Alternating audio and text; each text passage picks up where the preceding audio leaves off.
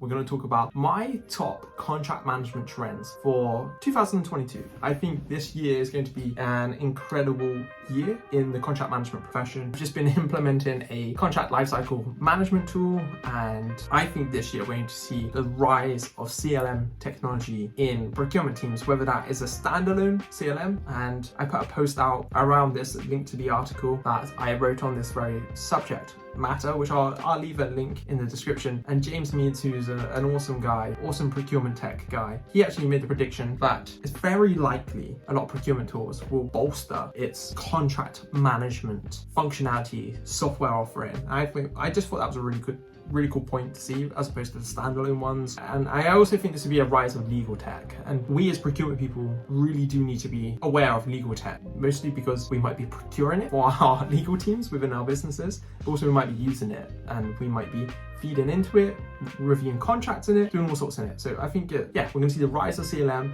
legal tech, like we've never seen before. I think last year was a very good year for the technology. My second point was resilience in contracts. And this might kind of sound crazy, but a lot of the conversations I've been having internally and with suppliers is about how do we make this contract far more resilient to the current landscape that we find ourselves in at the moment. Very much the talk in early COVID days was all around like these contracts aren't protecting us. I'm kind of seeing things like we're talking about continuity a lot more. We are talking about risk, we're talking about visibility, we're talking about like if things go wrong in any aspect, not just because of a pandemic, how we protect it. What are the steps we are going to take? And just around this whole topic of resilience, certainty. And people might find that crazy, especially if you studied law, because certainty of contract is like a key characteristic component to make a legally enforceable binding contract on a party or two parties or however many parties there are to a contract. But trust me, having looked at so many contracts, just even over the last 12 months, let alone the last like 2-3 years when I've mostly been doing contract management or commercial legal consulting type roles, and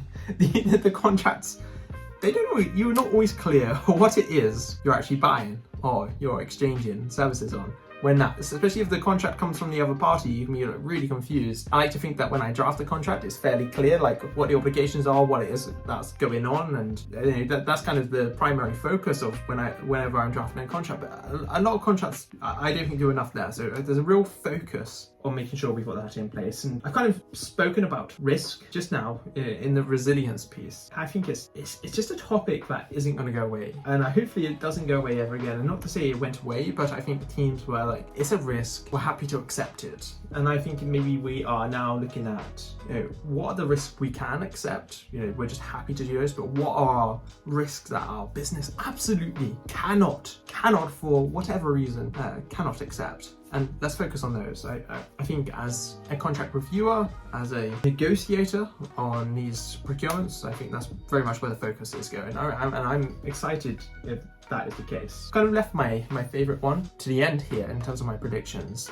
I think contracts are going to get easier this year. I think during the last couple of years, what I think we've witnessed with these convoluted legalese contracts is that many people in the business who weren't legal, and even some that were legal, picked up these contracts when things started to go bad, trying to figure out, can we get out of this?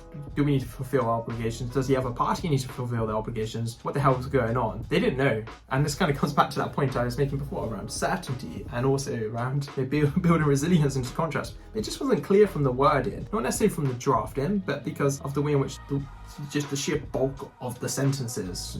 I know you all read those contracts that say one thing, but then it takes it away with the next sentence, then puts something else in with the next sentence, and then takes that away, depending on 5 different conditions, which or scenarios that could happen. And in a contract, it's just so confusing. So I think we're going to move to this design principle of contracts, or legal design, or contract design, or contract simplification. I'm going to cover these in way more detail in subsequent podcasts and blogs and videos this year, because I'm really excited by it. But in short, it's all about designing a contract so that anyone in the business can pick it up and read the sections that they need to know inside out really easily. So whether it's an engineer picking up and understanding what's being built, how it's going to be built, the lead times, the delivery times, they can just pick that up, read it in really easy to understand, plain and simple language. So there's like two components. There's the design of the contract. How do we segment this contract so that various people in the business can understand, various sections of it? Because those engineers probably don't care about what the liability provisions are. Maybe legal does, but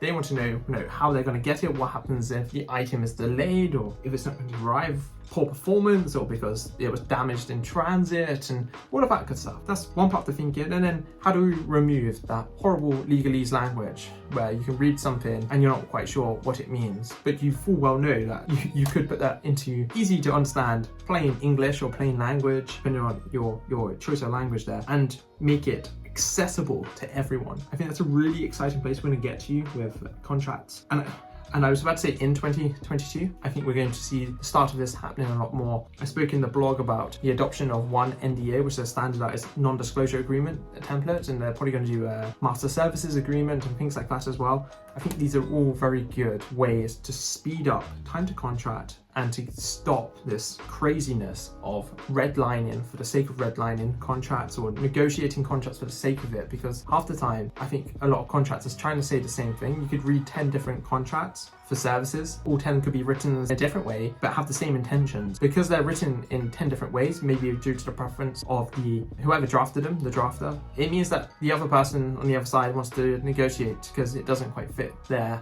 way of doing things. And I think if we can limit that, or reduce that, or completely eradicate that, I like the word eradication. That'd be awesome. I think we're in for a good time. Thanks so much for listening or watching, however you're consuming this content. Really appreciate your time and attention today. I'll see you on the next shorter episode. See ya.